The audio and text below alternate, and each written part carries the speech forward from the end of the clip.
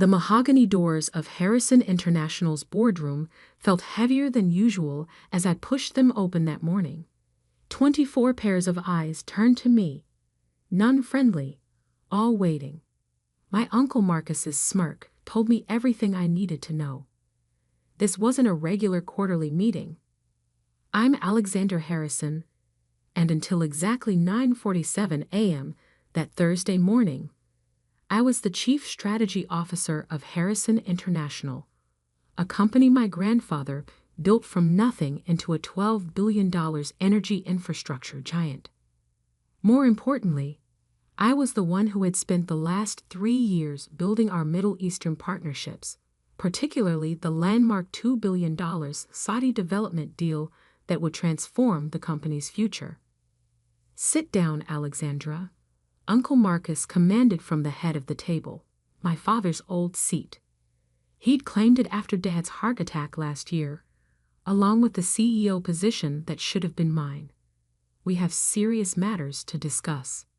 I took my usual seat, calm despite the tension crackling through the air. My hand instinctively touched the small silver pendant at my neck, a gift from my father, and unknown to everyone else in the room, a high-fidelity recording device.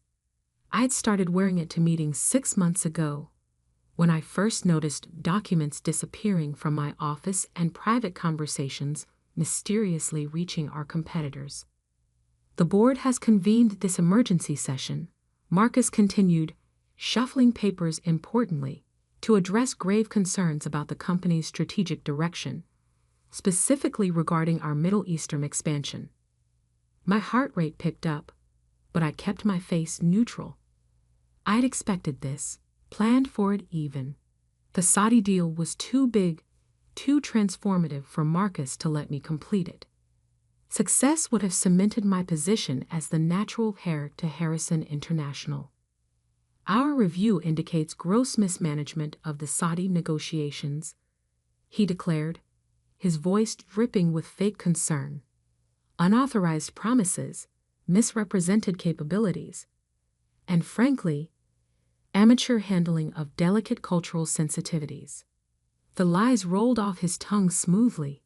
He'd clearly been practicing. Around the table, board members nodded gravely. Most were Marcus's golf buddies or business school classmates, installed over the years through careful maneuvering. "That's absolutely false," I stated calmly, pulling out my tablet.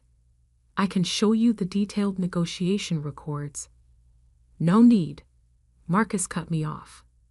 "We've seen enough. Prince Abdullah's office has already expressed serious reservations about continuing our partnership." Now that was interesting. I'd spoken with Adil, Prince Abdullah's chief advisor, just yesterday. There had been no reservations, only excitement about next week's contract signing. "Harrison International requires leadership that understands the complexities of global business," Marcus continued. "Not someone promoting their personal agenda over company interests." I almost laughed at the irony. Marcus, who'd never worked a day outside Connecticut, lecturing me about global business. I'd spent 5 years in our Dubai office, learned Arabic, built relationships across the region while he played politics in Hartford. Therefore, he straightened his tie with satisfaction. "The board has unanimously voted to terminate your employment, effective immediately." The room fell silent. This was his moment of triumph, orchestrated down to the last detail. Security waiting outside, my office already being packed up, probably a press release drafted announcing my resignation to pursue other opportunities. I stood slowly, gathering my things with deliberate calm. "I assume you've informed Prince Abdullah's team of this change in leadership." A flicker of uncertainty crossed Marcus's face. "That's no longer your concern." "Of course," I smiled, thinking of the WhatsApp message I'd sent to Adil this morning, warning him to watch the live stream of this meeting through the security camera feed I'd given him access to. "I'll have my office cleared by noon." Security will escort you out now, Marcus said sharply. We can't risk you accessing sensitive information. As two guards appeared at the door, I turned to face the board one last time. Just remember, Uncle Marcus, in business, as in family, trust is everything. Once broken, it's almost impossible to rebuild. He waved his hand dismissively. Save the lectures, Alexandra. You're done here. I let the guards lead me out, past shocked employees, and through the marble lobby of the building my grandfather had built. My phone was already buzzing with messages, but I ignored them all except one, a single line from Antil. We saw everything. Call me. In my car, I finally allowed myself a small smile as I reached for the silver pendant. The recording would be useful, but it wasn't my real insurance policy. No. Marcus had done exactly what I expected, exactly what I needed him to do. He just didn't know it yet. I drove to my apartment in the city, a space that had seen little use given my usual 80-hour work weeks. The modern furnishings and floor-to-ceiling windows offered a perfect view of Harrison Tower, where Marcus was undoubtedly celebrating his victory. Opening my laptop, I connected to a secure server and began downloading files. Thousands of documents, emails, and recordings I'd been carefully collecting over the past 6 months. Every questionable deal, every manipulated report, every secret board meeting where Marcus and his allies had plotted against my father's vision for the company. My phone rang. Adil's private number. Your uncle is a fool, he said without preamble. The prince is furious. That man doesn't understand the first thing about respect or family honor. No, I agreed. He doesn't. But he understands greed perfectly well. We're withdrawing from all negotiations with Harrison International, Adil confirmed. The prince has already signed the termination papers. But Alexandra, he's very interested in your alternative proposal. I looked at the business plan open on my screen. 3 years of work, carefully hidden from Marcus and his spies. A new company, built on my expertise and connections, designed to do everything Harrison International could have done better, cleaner, more ethically. Tell His Highness I'll be in Riyadh next week, I said. And Adil. Make sure Marcus knows exactly why the deal fell apart. After hanging up, I spent the next few hours organizing the evidence I'd gathered. The recordings would prove useful eventually, but not yet. First, I'd let Marcus deal with the chaos of losing the Saudi contract. Let him face the board's questions, the shareholders' anger, the media's speculation. My father had always told me, in our business, patience is more powerful than any weapon. He'd built Harrison International on that principle, taking time to develop relationships, earn trust, create real value. Marcus thought he'd won by forcing me out. He didn't realize he just freed me to do what I'd been preparing for all along. The company my grandfather built might be lost to greed and betrayal, but its legacy would live on, just not in the way Marcus expected. My phone buzzed again, a news alert this time. Harrison International's stock had dropped 12% on rumors of the Saudi deal's collapse. Another message followed, this one from my father's old friend on the board. What have you done? Nothing yet, I whispered, touching the silver pendant. But tomorrow everything changes. Standing at my window, watching the sun set behind Harrison Tower, I felt a strange mix of sadness and anticipation. The company had been my life, my legacy, my future. Now it was my past. But as I reviewed my plans for what came next, I couldn't help but smile. Marcus thought he'd written the end of my story. He didn't realize he just helped me begin a new one. The real work would start tomorrow. But tonight, I had one more call to make, to a small but influential investment bank in Dubai, run by Prince Abdullah's cousin. After all, a new company would need funding, and I knew exactly where to find it. My uncle had taught me one valuable lesson. In business, like in war, you don't just plan for the battle in front of you. You plan for the war to come. 3 days after my dramatic exit from Harrison International, I sat in my home office watching Marcus unravel on live television. The business news ticker told the story. Harrison International stock plunges 31% as Saudi deal collapses. CEO Marcus Harrison to address shareholders. My uncle looked nothing like the smug victor who'd fired me earlier that week. His silk tie was slightly askew, dark circles shadowed his eyes, and sweat beaded on his forehead as he faced the press.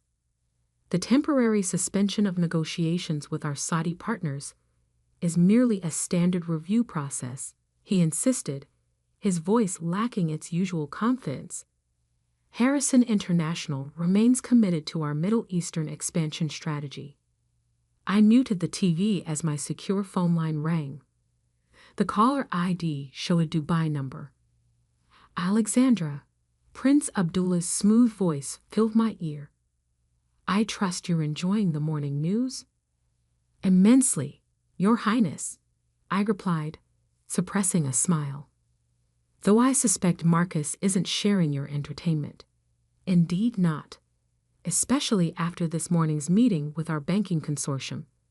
The prince's tone carried a hint of satisfaction. They've frozen the preliminary financing for all Harrison International projects in the region. Your uncle seems to lack your delicate touch with relationship management. I thought of the hundreds of hours I'd spent building those relationships, the late-night meetings, the careful negotiations, the respect earned through understanding their culture and business practices. Marcus had assumed those connections would transfer to him automatically. His first mistake of many. Thank you for your support, Your Highness. I hope to repay your confidence soon. About that, he said, my team has reviewed your proposal. We're very interested, but some of our partners have concerns about potential litigation from Harrison International. Actually, I opened my laptop, pulling up a secure folder. I've prepared detailed documentation addressing those concerns. Would tomorrow be too soon to present it to your legal team? The prince chuckled. Always prepared, aren't you? Very well. My jet will be at Teterboro Airport at 9 a.m. Don't worry about a visa. It's been arranged. After ending the call, I turned back to the TV. Marcus was still talking, making promises he couldn't keep about contracts that no longer existed. Part of me felt guilty watching my family's company implode, but I pushed the feeling aside. Marcus had made his choice when he betrayed not just me, but everything my grandfather and father had built. My phone buzzed with a text from Sarah Chen, my father's former executive assistant who now worked for Marcus. He's called an emergency board meeting for tomorrow morning. Completely panicking. Thought you should know. I'd stayed in touch with Sarah after my father's heart attack, recognizing a kindred spirit who valued loyalty over politics.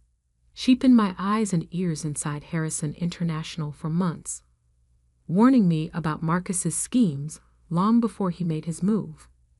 Thanks, I texted back. Stay safe. Things might get rough soon. Opening my laptop, I began reviewing the presentation I'd prepared for Prince Abdullah's team. The plan was ambitious, a new company that would revolutionize energy infrastructure development across the Middle East and North Africa. Sustainable technologies, local partnerships, and transparent operations. Everything Harrison International should have been, but wasn't under Marcus's leadership. My phone buzzed again. Another news alert. Harrison International faces shareholder lawsuit over Saudi deal collapse. Right on schedule. I'd known the lawsuit was coming. Martin Ross, one of our largest institutional investors, had called me yesterday, furious about the deal's collapse. I'd expressed appropriate sympathy and casually mentioned certain board meeting minutes that might interest his legal team. Documents that showed Marcus had been warned repeatedly about misrepresenting the company's capabilities to Middle Eastern partners. The doorman buzzed. My evening appointment had arrived. David Parker, Harrison International's former chief financial officer, stepped into my apartment looking nervous but determined. My father had hired David 20 years ago, and Marcus had forced him into early retirement last year. "Are you sure about this?" he asked, setting his briefcase on my dining table. "Once we start, there's no going back." I poured us both coffee, strong and black, the way we drunk it during late nights at the office reviewing contracts and financial projections. "Marcus made his choice," I said firmly. "Now it's time to make ours." David nodded, opening his briefcase. "I've gone through everything you sent me. The pattern is clear: systematic manipulation of project costs, hidden fees, inflated profit projections. Marcus wasn't just trying to push you out, he was setting up a massive fraud." "Show me," I said, pulling my chair closer. For the next 3 hours, we pored over financial statements, internal audits, and project reports. David's expertise revealed what I'd suspected but couldn't prove. Marcus had been cooking the books for years, hiding losses and inflating profits to maintain control of the board. The Saudi deal would have exposed everything, David explained, pointing to a particularly creative bit of accounting. The level of scrutiny from their auditors would have uncovered all of this. That's why he had to stop it. And why he had to get rid of me, I added. I knew too much about the real numbers. Exactly. David sat back, looking tired, but satisfied. "What's your next move?" I walked to the window, looking out at the city lights. "Tomorrow, I meet with Prince Abdullah's team in Riyadh. Next week, we launch Harrison Global Partners." "Using your mother's maiden name," David noted. "Nice touch. The Harrison name still means something in this industry," I said, "just not at Harrison International anymore." David was quiet for a moment. "Your father would be proud, you know. Not just of the business plan, but of how you've handled all this. Taking the high road, building something new instead of just seeking revenge." I thought of my father, remembering our last conversation before his heart attack. He'd warned me about Marcus, made me promise to protect his legacy. At the time, I'd thought he meant the company. Now I understood he meant something more important: integrity, vision, the right way of doing business. "Will you come with me?" I asked David. "I need a CFO I can trust." He smiled, gathering his papers. "I thought you'd never ask. Someone has to keep your books straight." After David left, I spent another hour refining my presentation for tomorrow. The pieces were falling into place: financing from Prince Abdullah's consortium, operational expertise from David and other former Harrison International executives Marcus had pushed out, contracts ready to be signed with key clients who had followed me. My phone buzzed one last time that night. An email from Adil. "Board meeting didn't go well for your uncle. 3 directors resigned. Others asking questions about financial reports. He's scared." Good, I thought. He should be. The next morning, as my car approached Teterboro Airport, I saw the Harrison International logo on a billboard. My grandfather's signature turned into a corporate symbol. Soon that logo would be as outdated as Marcus's way of doing business. My new company's logo was already designed, incorporating elements of Islamic geometry with modern clean lines. A bridge between cultures, just like our business model. Prince Abdullah's team had seen preliminary sketches and approved enthusiastically. The private jet waited on the tarmac, its engines already warming up. As I climbed the stairs, I remembered another flight 5 years ago, my first trip to Dubai, sent by my father to learn the business from the ground up. I'd been nervous then, unsure of my place in the family empire.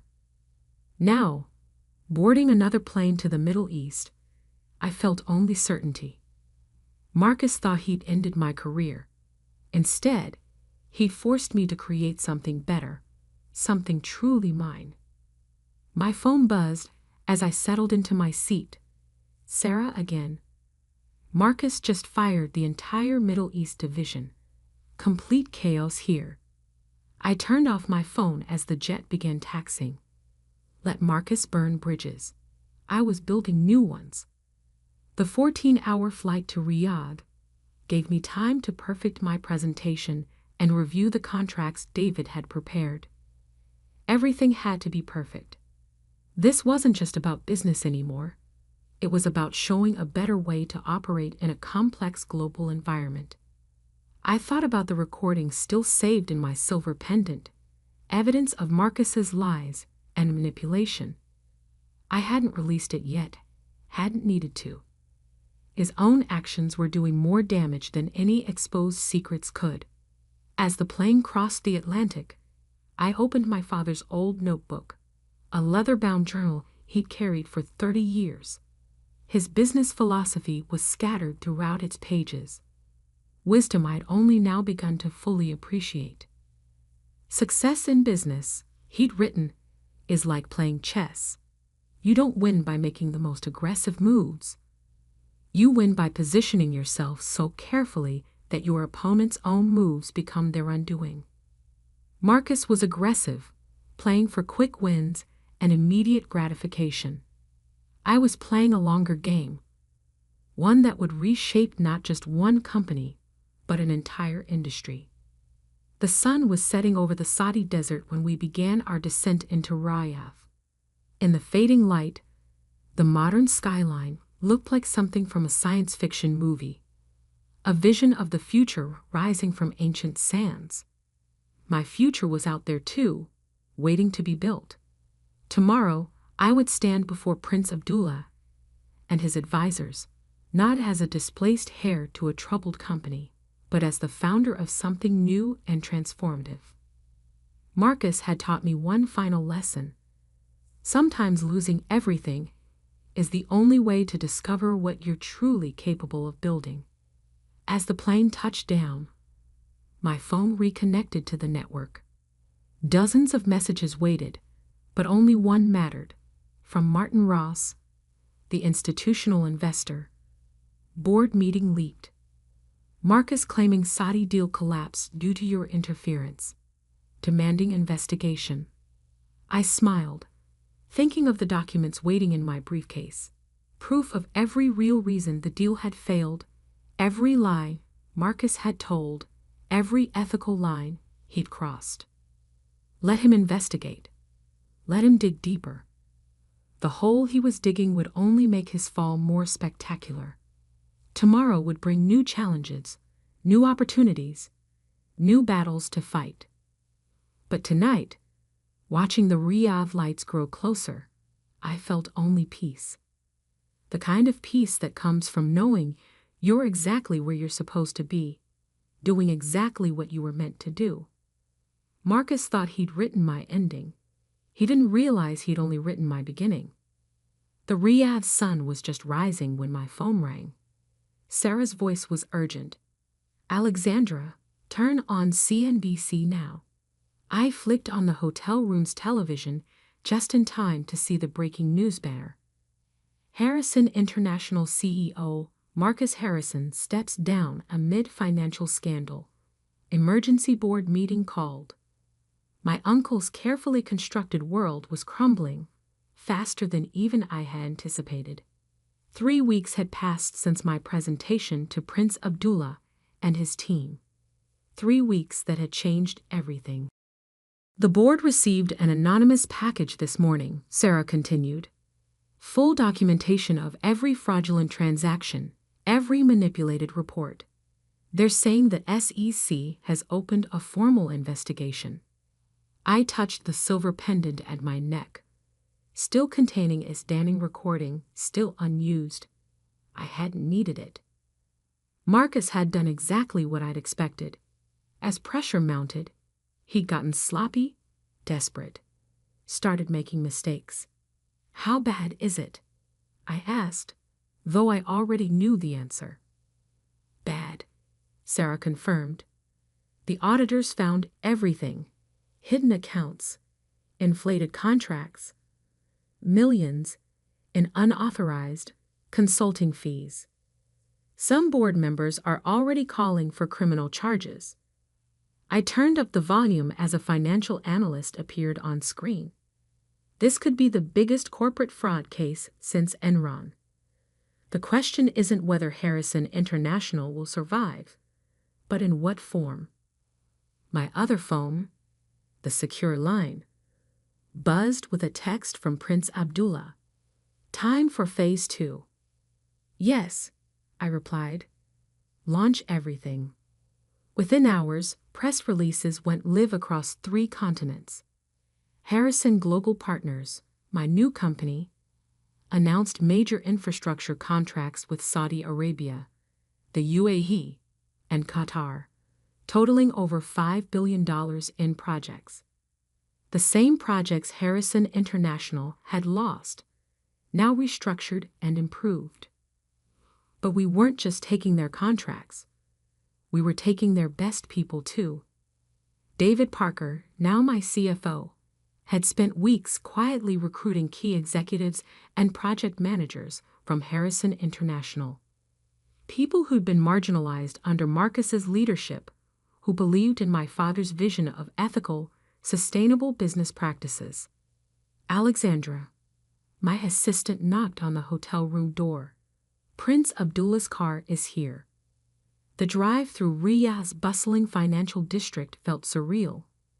Massive digital billboards already displayed our new company logo, modern yet respectful of traditional design, just like our business model.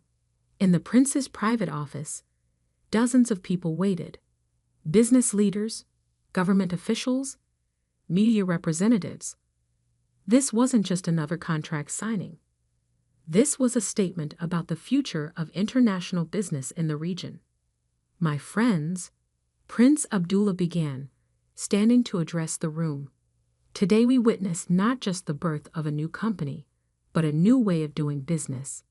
Harrison Global Partners represents everything we value. Respect for tradition while embracing innovation, profit with purpose, partnerships built on trust. I caught my reflection in the window as I walked to the podium. Power suit perfectly pressed, mother's pearls at my neck beside the silver pendant, father's journal in my briefcase. 3 generations of Harrison business wisdom, reimagined for a new era. Thank you, Your Highness, I began. When my grandfather founded Harrison International 50 years ago, he believed business could be both profitable and principled. That vision got lost somewhere along the way, but it wasn't destroyed. It was just waiting for the right moment to be reborn. As I outlined our plans, renewable energy infrastructure, local workforce development, transparent governance, I saw heads nodding, faces lighting up with recognition. This was what they'd wanted all along, not just projects and profits, but true partnership. My phone buzzed discreetly. Another message from Sarah. Marcus just tried to delete the server backups. It stopped him. He's barricaded in his office with security outside. I pushed the image aside, focusing on the contracts being passed around the table. Signature after signature, handshake after handshake. Years of relationship building paying off in ways Marcus had never understood. Back in my hotel suite that evening, I finally allowed myself to watch the full coverage of Harrison International's implosion. The stock had been halted after falling 60%. Board members were resigning hourly. Class action lawsuits were being filed. David called just before midnight. "You need to see this email. Marcus tried to transfer $50 million to a Cayman Islands account this afternoon. Treasury caught it. Forward it to the SEC," I instructed. "And David? Make sure our first quarter numbers are perfect. We're going to be under a microscope after this." "Already done," he assured me. "By the way, the talent acquisition team says we've received over 300 resumes from Harrison International employees since this morning." I wasn't surprised. Good people want to work for good companies. Marcus had forgotten that basic truth. The next morning brought an unexpected call from my father's hospital room in Connecticut. "I saw the news," he said, his voice stronger than it had been in months. "Both sets of news." "Dad," "You did exactly right." He cut me off. The company needed this wake-up call. Marcus needed to be stopped. "I didn't want it to end this way," I admitted. "No, but you were prepared for it. That's what makes you a better leader than your uncle ever was." He paused.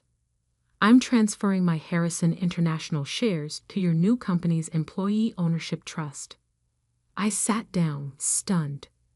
Those shares, nearly 15% of the company, were worth hundreds of millions, even at the currently depressed price. "The workers shouldn't suffer for Marcus's crimes," Dad continued. "This way, they have a choice: stay with what's left of Harrison International or join something new, something better." Tears pricked my eyes. "Thank you, Dad." "Don't thank me. Just build something worthy of the trust people are placing in you." Over the next week, events moved at lightning speed. Marcus was arrested trying to board a private plane to Venezuela. The SEC appointed an independent monitor to oversee Harrison International. Our new headquarters in Dubai neared completion. Then came the morning I'd been both anticipating and dreading. 1 month to the day after Marcus had fired me, I stood in the lobby of Harrison Tower. Not as an employee, but as a competitor, a creator, a leader in my own right. The security guards, the same ones who had escorted me out, nodded respectfully as I passed. News travels fast in corporate circles. Success commands its own kind of authority. The boardroom looked exactly the same: mahogany doors, leather chairs, my grandfather's portrait on the wall. But the people were different. Independent directors now, appointed by the shareholders' committee. No more country club cronies. "Thank you for coming, Ms. Harrison," the new board chairman began. "We've asked you here to discuss a possible merger between Harrison International and Harrison Global Partners." I opened my father's journal, drawing strength from his wisdom.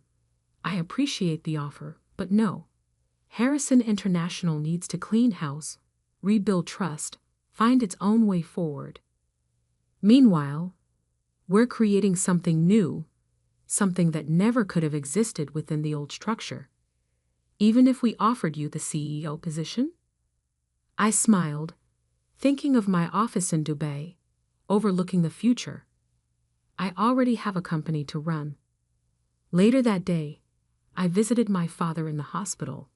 His room was filled with flowers, not from family or social climbers, but from employees, clients, and partners who remembered how he'd run the company. "You saw the board?" he asked. I nodded. "They wanted a merger." I declined. "Good." He pointed to the small table beside his bed. "That came for you this morning." A simple envelope lay there, addressed to me in my grandfather's distinctive handwriting. Inside was a single sheet of paper, dated just before his death. My dearest Alexandra, if you're reading this, then everything I feared about Marcus has come to pass, and everything I hoped for in you has proven true. Power corrupts, but purpose sustains. Never forget the difference. Your loving grandfather, William Harrison. I folded the letter carefully, tucking it into the journal beside my father's bed. The Saudi contracts begin next month, I told him. We're revolutionizing how infrastructure projects are developed in the region. Sustainable technology, local partnerships, complete transparency. Everything the company should have been, he nodded. Everything it will be, I corrected, just with a different name and a better foundation. 1 year later, I stood on the stage at the Middle East Energy Conference, accepting the Innovation in Sustainable Development Award. Harrison Global Partners had exceeded every projection, not just in profits, but in positive impact. Marcus watched the ceremony on a prison television, serving year 1 of a 15-year sentence for securities fraud. The company he tried to steal had collapsed under the weight of his crimes, but its people had found new homes, new purposes, new futures. As I looked out over the audience, faces from a dozen countries, cultures, and backgrounds, I saw not just business success, but my grandfather's vision reborn. Power used wisely, profit with principle, purpose aligned with progress. Business is never just about money, I told them. It's about legacy, about the kind of world we help create. Sometimes the worst betrayals lead us to our best opportunities. Sometimes losing everything shows us what we're truly meant to build. My silver pendant lay in a desk drawer back in Dubai, its recorded evidence never needed. Marcus had destroyed himself more thoroughly than any exposure could have managed. I'd learned my father's lesson well. Patience is more powerful than revenge. That evening, watching the sun set over the Persian Gulf from my office, I opened my grandfather's old leather portfolio, now containing contracts and proposals for the next phase of Harrison Global Partners' expansion. The future stretched out before us, bright with possibility. My phone buzzed. Prince Abdullah's number. Ready to discuss the African expansion? I smiled, reaching for my father's journal. Time to write the next chapter. Marcus had tried to end my story. Instead, he'd helped me begin a better one. Sometimes that's how legacy works, not passing down what was, but building what should be. The Harrison name still stood for something in the business world, just not what Marcus had tried to make it. Something better, something lasting, something true. And that was the greatest victory of all.